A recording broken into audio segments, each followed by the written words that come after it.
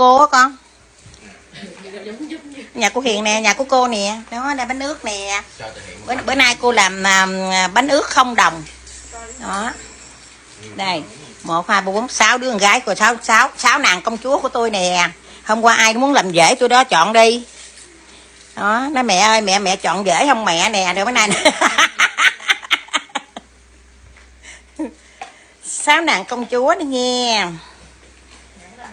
5 nàng tiên đó. Bánh nước không đồng, bánh nước không đồng. Địa chỉ hả?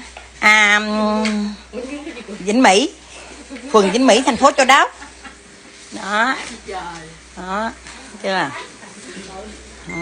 Ngon không? Bánh nước không đồng, bánh nước không đồng cả nhà ơi, ngon ghê luôn nè. Đó, hành phi nào đó ngon ghê.